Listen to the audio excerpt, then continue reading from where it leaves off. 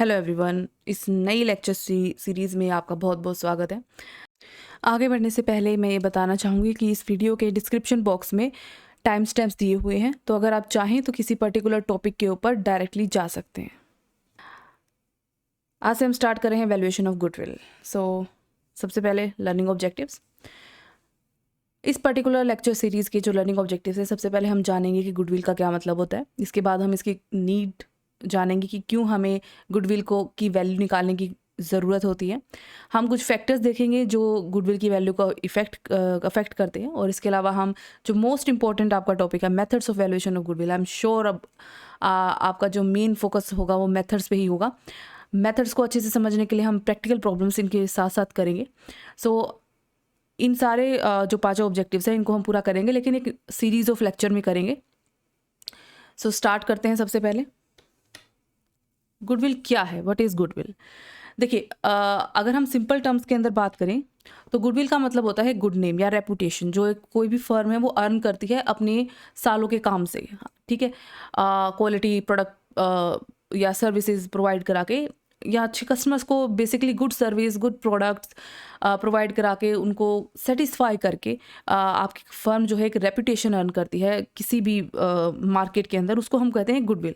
अब ये किस लिए ज़रूरी होती है? क्योंकि जितनी ज़्यादा आपकी गुडविल होगी, मतलब आपका जो कस्टमर है वो जितना ज़्यादा सेटिस्फाइड फील करेगा, वो बार बार आपके पास आएगा, आपकी फ़र्म से ही वो प्रोडक्ट या सर्विसेज को लेगा, तो आपकी फ़र्म क्या करेगी? ज़्यादा से ज़्यादा प्रॉफिट अर्न करेगी। यहाँ तक कि जो इंडस्ट्री में बाकी फ़र्म जो नॉर्मल रेट से अर्न कर रही हैं, उससे ज़्यादा अर्न आपकी फ़र्म करेगी।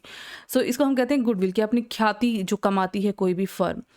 ये जो गुडविल होती है ये एक तरह से एक चुंबक की तरह होती है। क्यों? ये कस्टमर्स को बार बार एक पर्टिकुलर बिजनेस कंसर्न में खींचती है।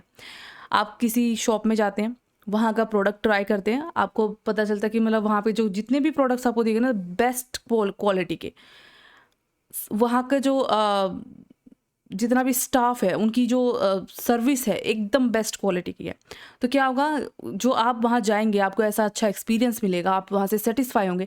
नेक्स्ट टाइम अगर आपको सेम प्रोडक्ट की ज़रूरत पड़ती है, आप कहाँ जाएंगे? उसी दुकान में जाएंगे। ठीक है, तो इसको हम कहते हैं गुडविल। ना ये तो हो गया सिंपल, लेकिन एक टेक्निकल लैंग्वेज में गुडविल का क्या मतलब होता है? तो टेक्निकल लैंग्वेज में गुडविल का मतलब होता है कि goodwill can be defined as a present value of the firm's anticipated excess earnings। Firm की anticipated यानी फ्यूचर में जो होने वाली हैं एक्सेस अर्निंग का मतलब होता है जो आपकी फर्म बाकी मार्केट में जो बाकी फर्म्स हैं उनके मुकाबले जो एक्सेस अर्न करेगी, जो उनसे ज़्यादा अर्न करेगी, उसकी जो प्रेजेंट वैल्यू है उसको हम कहते हैं गुडविल। यानी आज के टाइम पे उसकी जो वैल्यू है उसे हम कहते हैं गुडविल। अगर आने वाले 5 सालों में आपकी फर्म कोई प्रॉफिट अर्न करने वाली है, वो बाकी फर्म्स की प्रॉफिट्स के मुकाबले जितना ज़्यादा होगा, वो उस डिफरेंस की जो आज के टाइम पे वैल्यू है उसे हम कहते हैं गुडविल। ओके, नाउ गुडविल का इसको हम एक तरह से हम इसको extra earning capacity of business भी बोल सकते हैं, क्योंकि आप बेसिकली बाकी फर्म से जो आपके ही जैसी हैं उनसे ज़्यादा कमा रहे हो, और इसलिए कमा रहे हो क्योंकि आपकी फर्म का एक नाम है। ओके, अब इसके मतलब को और अच्छे से समझने के लिए हम चलते हैं इसकी कैरेक्टरिस्टिक्स की तरफ। सबसे पहले गुडविल एक मैग्नेट की तरह होती है जो कस्टमर्स को बार बार अपनी तरफ खींचती है क्योंकि वो सेटिस्फाई होते हैं। दूसरी चीज़ है इसकी, ये फर्म की एक्स्ट्रा अर्निंग कैपेसिटी होती है।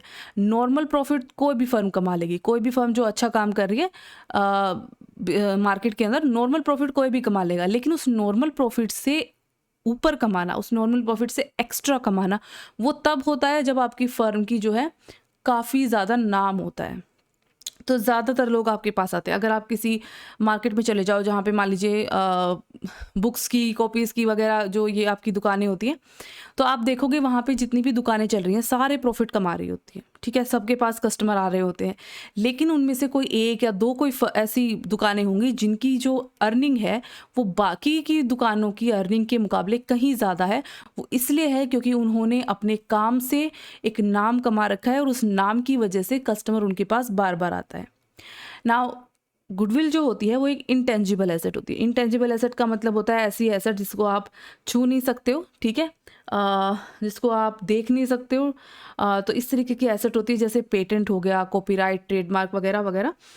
इसकी वियर या टीयर नहीं होती है, क्योंकि ये इंटेंजिबल एसेट है, ना डेप्रिसिएशन लगाने की कोई ज़रूरत होती है इसकी, ठीक है। तो गुडविल जो है आपकी इंटेंजिबल एसेट्स है। देन इसकी जो वैल्यू है ना कभी भी स्टेबल नहीं रहती, गुडविल की वैल्यू फ्लक्चुएट होती रहती है, क्योंकि बहुत सारी मार्केट के अंदर उतार चढ़ाव आते रहते हैं, काफ़ी सारी सिचुएशंस क्रिएट होती रहती हैं। हालांकि ये डेप्रिशिएट नहीं होती है, लेकिन इसकी वैल्यू में उतार चढ़ाव हमेशा आते रहते हैं। ओके, नेक्स्ट इज के इसकी वैल्यू, गुडविल की वैल्यू आप कब निकालते हो? गुडविल की वैल्यू तब ज़्यादा निकाली जाती है जब आप अपने बिजनेस को बेचते हो। गुडविल तभी वैल्यूएबल होती है जब आपको बिजनेस बेचना होता है, क्योंकि जब आपको बिजनेस बेचना है बेसिकली, तो आप क्या करते हो कि अगर मैं अपना बना बनाया बिजनेस किसी को दे रही हूँ, तो मेरे बने बनाए बिजनेस और मैंने जो इतना नाम कमा रखा है, मेरी दुकान का जो इतना नाम है या मेरी फर्म का जो इतना नाम है, उस नाम की वजह से जिसको भी मैं वो बिज़नेस दे रही हूँ उसको आने वाले काफ़ी सालों तक सिर्फ मेरे बनाए हुए नाम की वजह से काफ़ी प्रॉफिट होने वाला है, ठीक है। तो अगर उसको मेरे बनाए हुए नाम और काम की वजह से प्रॉफिट होने वाला है, तो वो जो पार्ट है, वो जो नाम और काम का जो वो जो प्रॉफिट होगा, वो मेरी जो फर्म की ख्याति है उसको मैं तब निकालूंगी ताकि मैं सामने वाले से उसकी बराबर की वैल्यू का जो है जो है क्या कहते हैं उसको, पैसा जो है वो ले सकूँ, ठीक है। तो इसलिए इसको जब हम बिजनेस को बेचते हैं तब इसको निकालने की ज़्यादा ज़रूरत पड़ती है। हालांकि आप इसे बाकी सिचुएशंस में भी निकाल सकते हैं, जैसे मान लीजिए पार्टनरशिप फर्म के अंदर कोई नया पार्टनर आ रहा है, या आपका पार्टनर रिटायर हो रहा है, या आपकी फर्म डिसॉल्व हो रही है, इस तरीके की जो काफ़ी सारी सिचुएशंस है उसमें भी आप गुडविल की वैल्यू को निकालते हो। बट मोस्ट वैल्यूएबल ये तभी होती है जब आप बिजनेस को सेल कर रहे हैं। देन इसकी जो वैल्यूएशन होती है वो सब्जेक्टिव जजमेंट्स पे डिपेंड करती है। सब्जेक्टिव जजमेंट्स का मतलब है कि मतलब डिपेंड करता है व्यक्ति के ऊपर, जो इस मान लीजिए सेल और परचेज की ही हम बात करते हैं, तो जो सेल करने वाला है, जो परचेज करने वाला है, उनके अपनी जजमेंट के ऊपर, उनके अपने दृष्टिकोण पे ये डिपेंड करता है कि वो बिजनेस की गुडविल को कितना मानते हैं। तो क्योंकि ये कोई टेंजिबल एसेट नहीं है, ठीक है, ये कहीं आप इसको देख नहीं सकते, इसकी कोई मार्केट वैल्यू नहीं चलती है गुडविल की। सो ये आपकी खुद की जजमेंट पे डिपेंड करेगा कि आपको क्या लगता है कि आपकी जो है ख्याति की क्या वैल्यू है। देन ये परचेज भी की जा सकती है और ये रेज भी की जा सकती है ना। परचेज गुडविल क्या होती है? परचेज गुडविल का मतलब होता है जब आप किसी दूसरे का बना बनाया बिजनेस खरीदते हो, ठीक है, तो जो परचेज कंसिडरेशन आप उसको देते हो जो कि उसकी नेट एसेट से ऊपर होती है, ठीक है, उसको हम कहते हैं परचेज्ड गुडविल। बेसिकली आप किसी का जब बिजनेस खरीदते हो, परचेज कंसिडरेशन का मतलब होता है आप कुछ भी खरीदते हो, उसके बदले में जो आप पैसा देते हो, जो प्राइस देते हो, उसको हम परचेज कंसिडरेशन कहते हैं। सो जो भी आपने परचेज कंसिडरेशन दी है वो उसकी एक्चुअल वैल्यू, जो बिजनेस है उसकी नेट एसेट की एक्चुअल वैल्यू से जितना ऊपर है, इस खरीद और बिक्री में जो ये जो गुडविल का वो आता है, इसको हम कहते हैं परचेज गुडविल। रेज्ड गुडविल का मतलब ये होता है, रेज गुडविल को वैसे हम नॉन परचेज गुडविल भी बोलते हैं, जब बिजनेस अपनी खुद की गुडविल खुद बनाता है, ठीक है, काफ़ी टाइम तक काम करके जब वो अपनी गुडविल खुद बनाता है उसको बोलते हैं रेज्ड गुडविल। और जब आप किसी दूसरे का बिजनेस खरीद रहे होते हो तो आप जो पैसा उसको देते हो उस गुडविल के नाम का, उसको हम कहते हैं परचेज गुडविल। नाउ अब हम आगे बढ़ते हैं कि हमें क्यों ज़रूरत है इस गुडविल को कैलकुलेट करने की। तो काफ़ी सारे रीजंस हैं। सोल प्रोप्राइटरशिप अगर आपकी है तो आपका गुडविल की कैलकुलेट करोगे, या तो आपका बिजनेस जो है वो डिस्पोज ऑफ हो रहा है, या फिर कोई जो है आपके बिजनेस के अंदर एज ए पार्टनर आपने एडमिट किया है। सोल प्रोप्राइटरशिप को अगर मान लीजिए आप पार्टनरशिप में कन्वर्ट करना चाहते हैं तो आप किसी को अपना पार्टनर बना सकते हैं, एज ए पार्टनर लेके आ सकते हैं उसको। अगर आपको अपना बिजनेस बढ़ाना है तो उस टाइम पे आपको गुडविल की कैलकुलेशन करनी पड़ेगी। फिर आप इतने सालों तक अभी तक अपनी फर्म में काम कर रहे थे, इतने सालों तक आपने खुद के दम से उस फर्म को चलाया। अब कोई नया, अगर कोई दूसरा बंदा उसके अंदर एज ए पार्टनर आ रहा है तो पहले से ही बनी बनाई एस्टेब्लिश्ड फर्म मिल रही है उसको काम करने के लिए, तो उसको भी गुडविल का कुछ पार्ट लेके आना पड़ेगा, गुडविल के नाम से कुछ एक्स्ट्रा पैसा लेके आना पड़ेगा, क्योंकि उसको बना बनाया बिजनेस पहले से ही काम करने के लिए मिल रहा है, उसने पहले से ही उसको नहीं खड़ा करा है। नाउ अगर आपको अपना वेल्थ टैक्स वगैरह निकालना है, अगर प्रोप्राइटर की डेथ हो जाती है तब आपको गुडविल की कैलकुलेशन करने की ज़रूरत पड़ेगी। पार्टनरशिप के अंदर सेम चीज़ है, अगर नया पार्टनर एडमिट हो रहा है, कोई रिटायर हो रहा है या किसी पार्टनर की डेथ हो गई है या फिर प्रॉफिट शेयरिंग रेशो के अंदर कोई चेंज हुआ है या कोई डिसोल्यूशन वगैरह हो रही है, आप सेल कर रहे हो या अमालगमेशन वगैरह है, तो इन सारे सिचुएशंस के अंदर आपको गुडविल की कैलकुलेशन करने की ज़रूरत पड़ेगी। कंपनी की जब हम बात करते हैं तो एक कंपनी जब दूसरी कंपनी को टेक ओवर करती है, जब दो कंपनीज आपस में मिल जाती हैं और तीसरी कंपनी बनाते हैं जिसे हम अमालगमेशन कहते हैं, जब कोई कंपनी जो है एक बहुत बड़ा किसी दूसरी कंपनी में एक बहुत बड़ा ब्लॉक ऑफ शेयर खरीदना चाहती है जो कंट्रोलिंग इंटरेस्ट उसको देगा, या फिर जब गवर्नमेंट बिजनेस को टेक ओवर करना चाहती है, या फिर स्टॉक एक्सचेंज की कोटेशन जो है वो अवेलेबल नहीं है और आपको शेयर्स को वैल्यू करना है टैक्सेशन पर्पसेस से, तो इन सारे पर्पसेस के लिए आप गुडविल की वैल्यू को कैलकुलेट करते हो। आगे बढ़ते हैं। बहुत से फैक्टर्स होते हैं जो गुडविल को इफेक्ट करते हैं।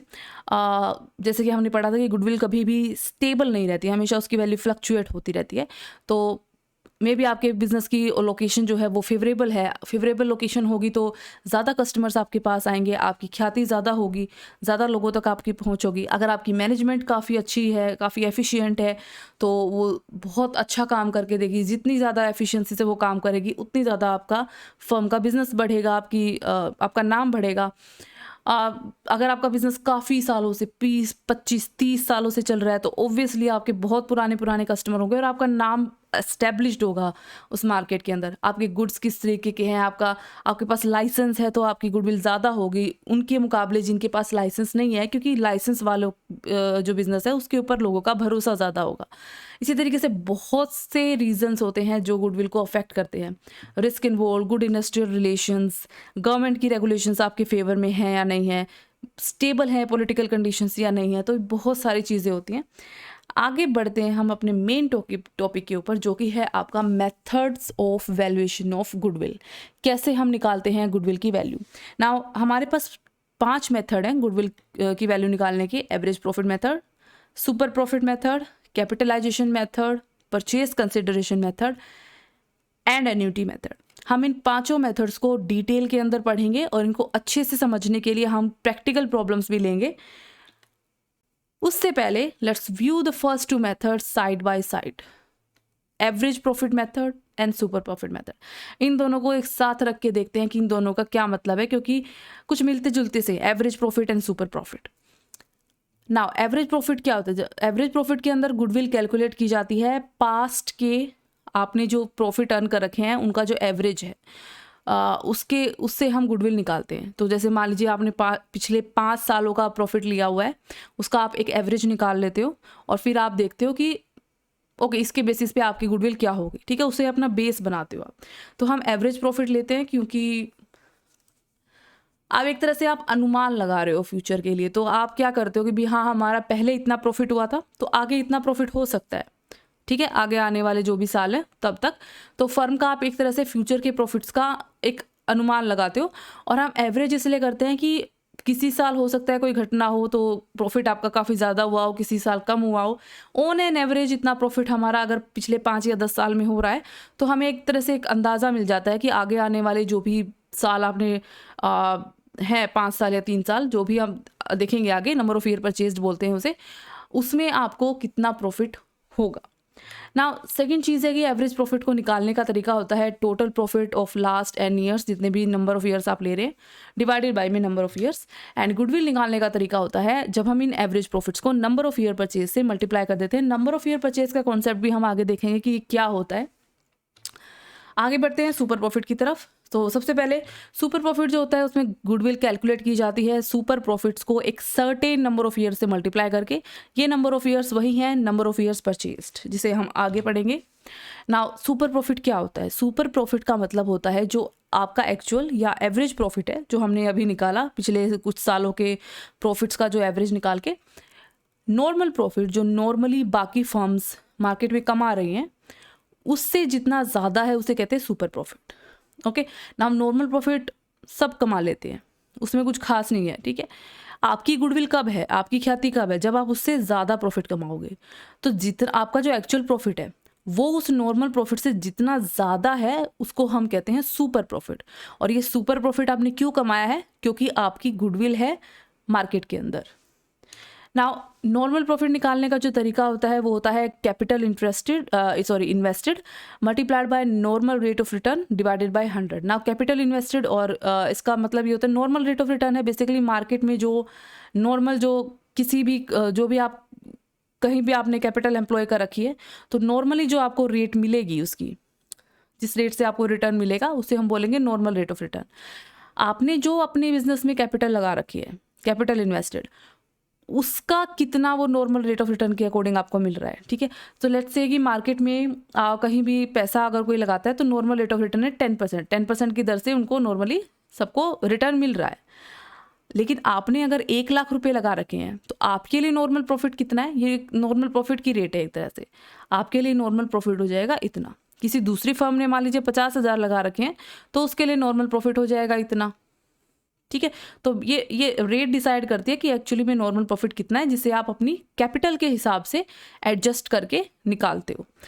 नाउ गुडविल कैसे निकलेगी? गुडविल हम निकालते हैं सुपर प्रॉफिट को नंबर ऑफ ईयर परचेज से मल्टीप्लाई करके। सो अगर आप देखोगे तो एवरेज प्रॉफिट मेथड और सुपर प्रॉफिट मेथड में जो गुडविल का फॉर्मूला है वो सेम सा ही है, बस इसमें एक जगह हम एवरेज प्रॉफिट लेते हैं, दूसरी जगह हम सुपर प्रॉफिट ले लेते हैं। आगे बढ़ेंगे, एवरेज प्रॉफिट क्यों यूज़ करें हमने बेस के तौर पे? तो जब भी कोई पर्सन कोई भी बायर बिजनेस खरीदता है तो बेसिकली वो जो गुडविल के लिए पैसा पे करता है ना वो ये देख के पे करता है कि फ्यूचर में उसे कितना प्रॉफिट होने वाला है इस बिजनेस से। ठीक है, अब ये फ्यूचर में कितना प्रॉफिट होने वाला है ये एक तरह से एस्टिमेशन है, क्योंकि आप एस्टिमेट लगा रहे हो कि फ्यूचर अगले आने वाले 5 सालों तक आप ये जो फर्म है ये कितना प्रॉफिट कमाने वाली है। ठीक है, अब ये एस्टिमेट जो आप निकालते हो फ्यूचर प्रॉफिट के बारे में ये बेसिकली निकलता है आपकी पास्ट परफॉर्मेंस के बेसिस पे कि आप इस बिजनेस ने जिसको आप खरीद रहे हो, जिसको कोई पर्सन बेच रहा है, उसकी पास्ट परफॉर्मेंस कैसी रही है। नाउ पिछले कई सालों के पास्ट जो प्रॉफिट्स होते हैं वो आपको ये इंडिकेट करते हैं कि आने वाले साल में या आने वाले 2 सालों में या 3 सालों में या 4 सालों में आपकी फर्म कितना प्रॉफिट कमा सकती है। एक तरह से एस्टिमेट होता है, अंदाज़ा होता है। तो लेट्स से हमारी जो फर्म है पिछले 5 सालों में उसने लगा लेते हैं 1 लाख, देन 1 लाख, उसके बाद 1,10,000, उसके बाद 1,20,000, देन 1,15,000। तो इस तरीके से हमारी फर्म जो है वो प्रॉफिट कमाती आई है।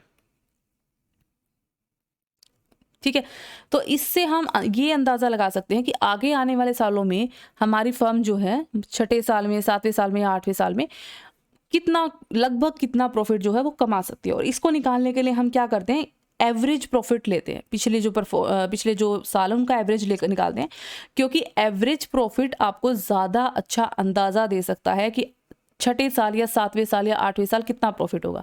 अगर आप सिर्फ इस साल के प्रॉफिट को लेके चलेंगे 1,15,000 को लेकर, तो आप इतना अच्छा अंदाज़ा नहीं लगा सकते, क्योंकि आप देख रहे हो कि इससे पिछले साल में 1,20,000 भी हुआ था प्रॉफिट, उससे पिछले साल में 1,10,000 प्रॉफिट भी हुआ था।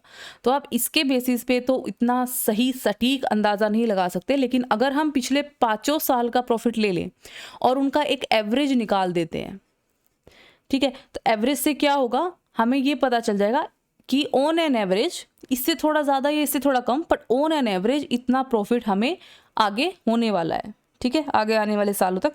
इसीलिए हम हमेशा एवरेज प्रॉफिट को यूज़ करते हैं बेस के तौर पे, ताकि हमें जो है ज़्यादा रिलायबल रिजल्ट मिल के आए। नाउ आगे हम बढ़ते हैं। अब आएगा अपना नंबर ऑफ़ ईयर्स परचेज कि आखिर ये नंबर ऑफ़ ईयर्स परचेज क्या है। तो नंबर ऑफ़ ईयर परचेज क्या होता है कि जो परचेजर होता है किसी भी बिजनेस का, वो सेलर को कुछ अमाउंट पे करता है जिसको हम गुडविल की कहते हैं।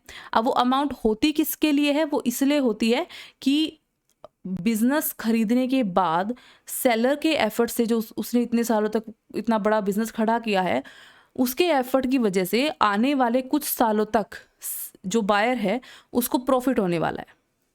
ठीक है, अब जितने सालों तक उसको ये प्रॉफिट होने वाला है उसको हम कहते हैं नंबर ऑफ ईयर परचेज्ड। ठीक है, लेट्स से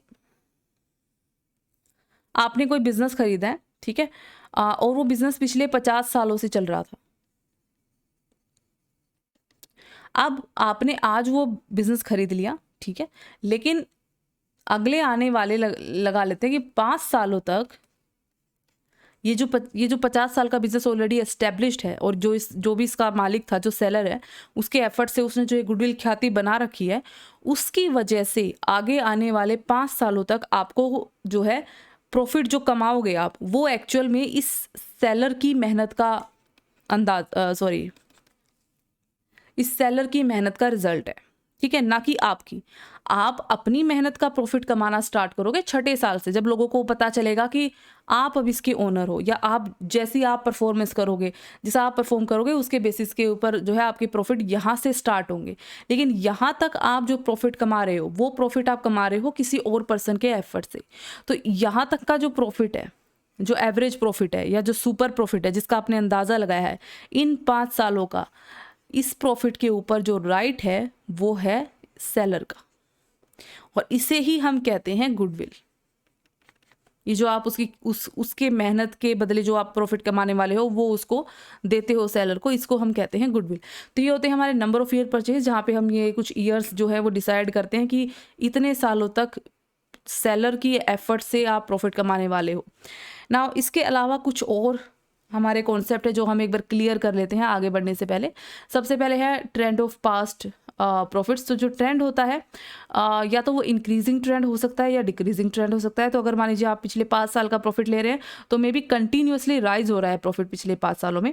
अगर कंटिन्यूसली राइज हो रहा है तो उसमें क्या हम कर सकते हैं, सबसे पहले हम जो प्रॉफिट है, ठीक है, जो लेटेस्ट प्रॉफिट है, जो बिल्कुल लेटेस्ट ईयर का प्रॉफिट है, उसको हम ज़्यादा वेट्स दे सकते हैं। वेट्स का मतलब है ज़्यादा इंपॉर्टेंस। अगर कंटिन्यूसली हमारा प्रॉफिट राइज होते आ रहा है, पहले मान लीजिए 1000 था, फिर 1200 हो गया, फिर 1400 हो गया, फिर 1600 हो गया, तो इन सभी प्रॉफिट्स का आप एवरेज तो ज़रूर निकालोगे, लेकिन यहाँ पे हम क्या कर सकते हैं, हम इसका और ज़्यादा एक्यूरेट रिजल्ट के लिए वेटेड एवरेज निकाल सकते हैं। ठीक है, इसको वेट्स देके वेटेड एवरेज निकाल सकते हैं। उससे क्या होगा, ये वाला जो प्रॉफिट है आपका, जो लेटेस्ट ईयर का है, इसको हम ज़्यादा वेट्स देते हैं क्योंकि इसकी ज़्यादा इंपॉर्टेंस है। क्यों? क्योंकि इसके रिपीट होने के चांसेस ज़्यादा हैं। इस साल की कंडीशन, जिस साल के लिए आप प्रॉफिट निकाल रहे हो, उस साल की कंडीशन उसके पिछले साल से ज़्यादा मैच खाती है, ना कि बाकी के पिछले सालों से। ठीक है, तो इसी तरीके से जो ये आपका फिर इसके बाद इसको बड़ा वेट मिलेगा, उसके बाद इसको बड़ा वेट मिलेगा। तो इस तरीके से आप इनको वेट्स देते हुए जाओगे। ठीक है, तो जैसे इस केस में इसको 4 दोगे, आप इसको 3 दोगे, इसको आप 2 दोगे, इसको 1, क्योंकि ये जो है, ये जो हमारा फर्स्ट ईयर हमने यहाँ लिया हुआ है, चांसेस कम है कि इसके रिजल्ट को यहाँ डुप्लीकेट होंगे, यहाँ पे दोबारा से हमें दिखेंगे। ठीक है, लेकिन लेटेस्ट ईयर की क्योंकि कंडीशन ज़्यादा सिमिलर होती है, मार्केट की कंडीशन, एनवायरनमेंट की कंडीशन, बिजनेस एनवायरनमेंट की, सो पॉलिटिकल कंडीशंस, तो इससे ज़्यादा मैच खाने की वो है। तो हम क्या करते हैं, वेट्स देते हैं ताकि जो लेटेस्ट हमारा प्रॉफिट हुआ है पिछले साल का, उसको ज़्यादा इंपॉर्टेंस मिले ना। दूसरी सिचुएशन जो हो सकती है वो ये हो सकती है कि भाई आपका ट्रेंड जो है वो डिक्लाइन में है, लगातार बढ़ नहीं रहा है प्रॉफिट, लगातार घट रहा है। अगर लगातार घट रहा होता है तो वहाँ पे हम वेट्स नहीं देते हैं, वहाँ पे जो प्रॉफिट होते हैं वो ट्रेंड के बेसिस पे आप निकाल लेते हो। सो बेसिकली आपको ये पता चलता है भी इस अब जो प्रॉफिट होने वाला है वो पिछले साल से कम ही होने वाला है, तो वहाँ हम वेट्स नहीं देते हैं। Okay, so trend of past profit के पास जो दूसरा कॉन्सेप्ट है वो है हमारा फ्यूचर मेंटेनेबल प्रॉफिट्स, या जिसको हम एडजस्टेड एवरेज पास्ट भी कहते हैं। एक बार हम थोड़ा सा ट्रेंड ऑफ पास्ट प्रॉफिट का पढ़ लेते हैं इस पे जाने से पहले। तो अगर मान लीजिए कंटिन्यूस राइज है प्रॉफिट में, तो आप इंपॉर्टेंस दोगे जो लेटेस्ट प्रॉफिट हुआ है आपका, लेटेस्ट ईयर जो आपका गया है पिछला, उसके प्रॉफिट को ज़्यादा इंपॉर्टेंस दोगे क्योंकि उसकी कंडीशन रिपीट होने के चांसेस ज़्यादा हैं आने वाले साल में। देन अगर मान लीजिए डिक्लाइन है, कंटिन्यूस डिक्लाइन, बीच में डिक्लाइन नहीं, कंटिन्यूस डिक्लाइन हो रही है, तो वहाँ पे हम कोई वेट नहीं देते हैं, सीधा पिछले साल का जो भी आपका ट्रेंड चल रहा है पिछले सालों से, वही हम मान के चलते हैं कि आगे भी जो प्रॉफिट होगा वो लो ही होगा ना। फ्यूचर मेंटेनेबल प्रॉफिट्स क्या होते हैं? फ्यूचर मेंटेनेबल प्रॉफिट्स ऑब्वियस सी बात है, नाम से पता चलता है बिजनेस एंटरप्राइज जो फ्यूचर में कमाएगी, लेकिन ये वो प्रॉफिट होते हैं जो आपकी पास्ट परफॉर्मेंस को ध्यान में रखते हुए आप निकालते हो। इसे हम एडजस्टेड एवरेज पास्ट प्रॉफिट्स भी कहते हैं क्योंकि इसमें पास्ट में जो सिचुएशंस हुई हैं उनकी एडजस्टमेंट की जाती है। ठीक है, उनको ध्यान में रख के आगे आने वाले प्रॉफिट्स को एडजस्ट किया जाता है। सो एवरेज प्रॉफिट आपकी जैसे नॉन ऑपरेटिंग इनकम है या एक्सपेंसेस हैं, उसके लिए आप उससे जो है आप उनको एडजस्ट करते हो, इसे हम कहते हैं एडजस्टेड एवरेज पास्ट प्रॉफिट्स। अब हम आगे बढ़ते हैं।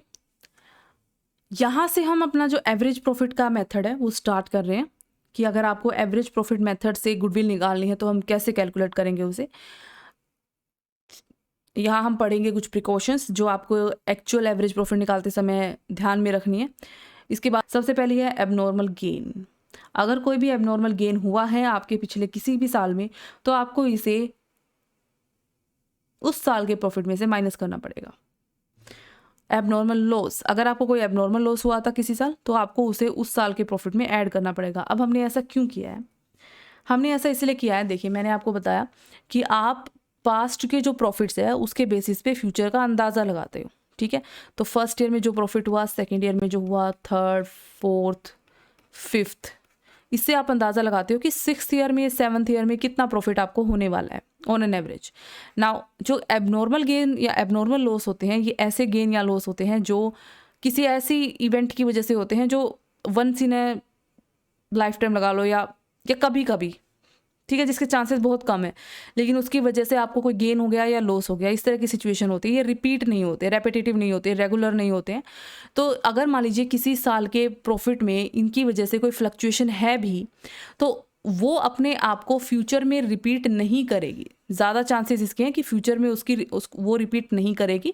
तो उसकी वजह से किसी पर्टिकुलर ईयर के प्रॉफिट में जो भी उतार या चढ़ाव आया है, उसका असर आगे आने वाले प्रॉफिट जो हम अंदाज़ा लगा रहे हैं उसके ऊपर नहीं होना चाहिए। तो इन केस मान लीजिए सेकेंड ईयर है आपका, इस साल कुछ ऐसी कोई सिचुएशन आ गई जिससे आपको एबनॉर्मल गेन हुआ। जैसे मान लीजिए आपने कोई एसेट बेच दी, फिक्स एसेट, लैंड बेची है आपने या बिल्डिंग बेची है। नाउ हम जो है फिक्स एसेट्स को नहीं बेचते हैं नॉर्मली, लैंड, बिल्डिंग वगैरह, क्योंकि ये हमारी लॉन्ग टर्म इन्वेस्टमेंट होती है, हमारी बिजनेस को चलाने के लिए इनकी ज़रूरत पड़ती है। तो एसेट्स को हम नहीं सेल करते। लेकिन लेट्स से हमने सेकेंड ईयर में कुछ एसेट बेची थी जिसकी वजह से हमें कुछ गेन हुआ। अब आप एसेट रोज़ नहीं बेचने वाले, आप हर साल एसेट नहीं बेचने वाले हो। फिक्स एसेट्स आप हर साल नहीं बेचोगे, तो जिसकी वजह से ये जो फ्लक्चुएशन आई है ये रिपीटेटिव नहीं है, ये रिपीट नहीं होगी। तो इसकी वजह से प्रॉफिट पे जो भी असर हुआ है उसको हमें नलीफाई करना पड़ेगा। तो कोई भी गेन हुआ है उसको हम यहाँ से माइनस कर देंगे कि ये गेन नहीं हुआ है, इसका असर आगे नहीं पड़ेगा अगले जो जिन भी सालों के लिए हम जो है प्रॉफिट निकाल रहे हैं।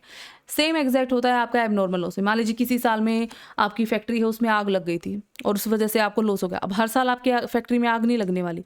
जिन सालों के लिए हम प्रॉफिट कैलकुलेट कर रहे हैं, ऐसा नहीं उनमें आग लग जाएगी, लग सकती है, बट ये कोई मतलब ऐसी घटना नहीं है जो अपने आप को रिपीट करती है, ठीक है। कोई गारंटी नहीं है कि होगी, और होगी भी तो किसी एक साल में होगी और उसका बाकी सालों के प्रॉफिट पे वो असर जो है वो नहीं होगा। तो इसीलिए हम क्या करेंगे, अगर कोई एबनॉर्मल लॉस भी है तो उसको उस साल के प्रॉफिट में ऐड कर देंगे कि नहीं, इस लॉस की वजह से जो हम एवरेज प्रॉफिट निकाल रहे हैं उसके ऊपर कोई असर नहीं पड़ेगा। इसके बाद आता है इनकम फ्रॉम इन्वेस्टमेंट। अगर मान लीजिए आपने कोई इन्वेस्टमेंट कर रखी है और उससे कोई इनकम आपको हुई है, तो उसे आपको जिस भी पर्टिकुलर ईयर की हम बात कर रहे हैं उसमें से आपको डिडक्ट करना पड़ेगा उसको, जिसमें भी आपको वो इनकम जो है वो रिसीव हुई है। ऐसा इसलिए हम करते हैं क्योंकि ये जो इनकम आपको हो रही है ये आपके बिजनेस के बाहर से हो रही है। तो इसे हम हमारा जो मेन बिजनेस है, मेन बिजनेस की एक्टिविटी जो ऑपरेटिंग इनकम्स है उसके अंदर हम शामिल उसको नहीं कर सकते। जैसे हमने ये टॉपिक किया था एडजस्टेड एवरेज पास्ट प्रॉफिट, जिसमें मैंने बताया था कि आप इसके अंदर एडजस्ट करते हो अपने एवरेज प्रॉफिट्स को नॉन ऑपरेटिंग इनकम और एक्सपेंसेस के लिए। तो यहाँ हम सिर्फ ऑपरेटिंग इनकम लेंगे तो ये नॉन ऑपरेटिंग है, इसीलिए हम इसे जिस भी पर्टिकुलर ईयर की ये है जिसमें ये रिसीव हुई है उसमें से हम इसे माइनस कर देंगे। नेक्स्ट है आपका नॉन ऑपरेटिंग इनकम। इसका भी सेम वही चीज़ है, जब भी आपने इसको रिसीव किया है, ठीक है, उसी साल के प्रॉफिट में से आप इसे माइनस कर दोगे। अगर कोई नॉन ऑपरेटिंग का बेसिकली मतलब है आपके बिजनेस के नॉर्मल जो ऑपरेशन है जिसकी मदद से आप पैसा कमाने का काम करते हो, उसके अलावा किसी भी और एक्टिविटी से आपको कोई भी इनकम हो रही है उसे हम कहते हैं नॉन ऑपरेटिंग इनकम। ओके, सो जैसे मान लीजिए आपकी एक शॉप है, आप उस शॉप में कपड़े बेचते हो और उस शॉप के ऊपर आपके पास एक और शॉप है, ठीक है, या उस शॉप के 2 पार्ट है, 2 फ्लोर हैं, एक में आप कपड़े बेचते हो, दूसरा आपने किसी को किराए पे दे रखा है। अब यहाँ जो कपड़े बेचने का काम है ये आपका मेन ऑपरेशन है, इससे होने वाली जो भी आपकी अर्निंग है वो आप जो भी इनकम है वो आपके लिए ऑपरेटिंग इनकम है। लेकिन जो मान लीजिए ऊपर आपने किसी को रेंट पे दे रखा है ये वाला पार्ट, इससे जो आपको रेंट रिसीव हो रहा है ये आपकी नॉन ऑपरेटिंग इनकम है। इसे हम एवरेज प्रॉफिट निकालते समय कंसिडर नहीं करते हैं, इसलिए हम इसे जिस भी पर्टिकुलर ईयर से ये रिलेटेड है वहाँ से माइनस कर देंगे। नेक्स्ट आपके पास आता है operating expenses expected to be incurred in future. अगर ऐसे कोई एक्सपेंडिचर हैं जो अब तक नहीं हुए हैं लेकिन जो फ्यूचर में हो सकते हैं, उसको आपको एवरेज प्रॉफिट में से डिडक्ट करना पड़ेगा। क्यों? क्योंकि पहली बात तो ये ऑपरेटिंग एक्सपेंसेस हैं, ठीक है, और ये फ्यूचर में हो सकते हैं ऑपरेटिंग एक्सपेंसेस। जैसे कि मान लीजिए आपकी जो स्टॉक हैं वो आपने इंश्योर नहीं किए थे अभी तक, लेकिन आपको उन्हें इंश्योर करना है फ्यूचर के अंदर। आपने इंश्योरेंस आप लोगे, ऑब्वियसली बात है पॉलिसी, तो आपका उसको प्रीमियम भी पे करना पड़ेगा। तो ये जो ऑपरेटिंग एक्सपेंसेस हैं इनको आपको उस पर्टिकुलर ईयर के अंदर ऐड करना पड़ेगा जिस भी ईयर से ये रिलेटेड है। तो यहाँ पे ऑपरेटिंग और नॉन ऑपरेटिंग के बीच का डिफरेंस बताया जा रहा है आपको, क्योंकि ऑपरेटिंग एक्सपेंसेस है, ऑपरेटिंग का मतलब है इंश्योरेंस आप करवाओगे। अगर आपने बिजनेस बेचा भी है तो जिसको भी बेचा वो इंश्योरेंस करवाएगा, उसके लिए भी ये रेगुलर एक्सपेंस रहेगा। तो क्योंकि ये रेगुलर है नेचर में तो ये आपका यहाँ पे लेस हो जाएगा। Now income expected in future, अगर कोई ऐसी इनकम है जो अभी तक आपने रिसीव नहीं की है बट फ्यूचर में आप उसे रेगुलरली रिसीव करने वाले हो, ये बहुत ही इंपॉर्टेंट वर्ड है रेगुलर। मैंने ऑपरेटिंग एक्सपेंस में भी आपको ये बताया, अगर रेगुलरली आप कोई इनकम रिसीव करने वाले हो फ्यूचर में तो उसको आपको एवरेज प्रॉफिट्स के अंदर ऐड करना पड़ेगा। ओके, सो अगर कोई ऑपरेटिंग एक्सपेंसेस है, ऑपरेटिंग एक्सपेंसेस तो ऑब्वियसली फ्यूचर में रिपीट होंगे, तो इन्हें आप जो भी आपके एवरेज प्रॉफिट आया है उसमें से डिडक्ट कर दोगे। अगर आपकी कोई इनकम है जो रेगुलर नेचर की है, जो फ्यूचर में होने वाली है, बेशक अभी तक ना हुई हो, तो इसको हम ऐड कर देंगे। नाउ उसके बाद आता है आपका मैनेजरियल रेम्यूनरेशन। अगर कोई मैनेजरियल रेम्यूनरेशन है जो आप बेसिकली फ्यूचर में देने वाले हो, ठीक है, और जो रेगुलर किस्म का एक्सपेंस होने वाला है, मैनेजरियल रेम्यूनरेशन रेगुलर किस्म का होगा, आपको देना पड़ेगा, तो इसको हम एवरेज प्रॉफिट में से डिडक्ट कर देंगे। अगर पहले से ही आप कोई पास्ट ईयर्स में रेम्यूनरेशन पे करते थे तो दोनों के डिफरेंस को आप डिडक्ट करोगे। नेक्स्ट आता है आपका इनकम टैक्स। अगर इनकम टैक्स जो भी है आपका, ठीक है, वो आपको टैक्स काट के ही जो है एवरेज प्रॉफिट आपका निकालना पड़ेगा। टैक्स तो आपका कटेगा ही कटेगा क्योंकि ये भी रेगुलर नेचर का है। एक चीज़ और है आपकी स्टॉपेज ऑफ फ्यूचर अर्निंग्स। मान लीजिए आपकी अभी तक कोई ऐसी इनकम होती थी जो फ्यूचर में नहीं होने वाली है, आगे जाके आपको रिसीव नहीं होगी, तो उसे हम एवरेज प्रॉफिट में से माइनस कर देंगे। तो मैं एक बार आपको दोबारा से रिपीट करा देती हूँ क्योंकि ये पॉइंट बहुत ही इंपॉर्टेंट है। Abnormal gain, abnormal loss, income from investment and non operating income, ये एवरेज प्रॉफिट निकालने से पहले एडजस्ट होते हैं जिस भी पर्टिकुलर ईयर से ये रिलेटेड हैं उस पर्टिकुलर ईयर के अंदर। एबनॉर्मल गेन है उसको हम माइनस कर देते हैं, एबनॉर्मल लॉस को हम ऐड कर देते हैं, इनकम फ्रॉम इन्वेस्टमेंट को हम माइनस कर देते हैं और नॉन ऑपरेटिंग इनकम जो है उसको भी हम डिडक्ट कर देते हैं अपने अपने पर्टिकुलर ईयर से, जिस भी ईयर से ये रिलेटेड है। नाउ ऑपरेटिंग जो भी रेगुलर नेचर की चीज़ें होती हैं, रेगुलर नेचर की चीज़ों को आपको एवरेज प्रॉफिट के अंदर एडजस्ट करना है। तो अगर ऑपरेटिंग एक्सपेंसेस हैं तो एवरेज प्रॉफिट में से आप इन्हें माइनस करोगे। अगर आपको इनकम एक्सपेक्टेड है जो रेगुलर नेचर की होने वाली है तो आप उसे ऐड करोगे। मैनेजरियल रेम्यूनरेशन रेगुलर नेचर का है तो इसको आपको लेस करना पड़ेगा। इनकम टैक्स है उसको आपको एवरेज प्रॉफिट में से लेस करना पड़ेगा। और इन केस अभी तक आप कोई रेगुलर अर्निंग कर रहे थे लेकिन अब फ्यूचर में वो जो अर्निंग है वो आपकी बंद हो जाएगी, उस पर स्टॉप लग जाएगा, तो इस तरीके की अर्निंग को भी आपको अपने एवरेज प्रॉफिट में से डिडक्ट करना पड़ेगा। ना ये थी कुछ प्रिकॉशंस जो आपको एक्चुअल एवरेज प्रॉफिट निकालते समय ध्यान में रखनी है। ओके, सो आज के लेक्चर में हम इतना ही देखेंगे। नेक्स्ट लेक्चर में हम एवरेज प्रॉफिट मेथड की मदद से हम कुछ प्रैक्टिकल प्रॉब्लम सॉल्व करेंगे। इसके अलावा हम सुपर प्रॉफिट मेथड देखेंगे और उसकी कुछ प्रैक्टिकल प्रॉब्लम्स को सॉल्व करेंगे। सो आई होप आपको ये लेक्चर पसंद आया हो। अगर आपको पसंद आया है तो प्लीज़ चैनल को सब्सक्राइब कीजिए और इस वीडियो को लाइक कीजिए। अब हम मिलेंगे नेक्स्ट लेक्चर में। Thank you so much.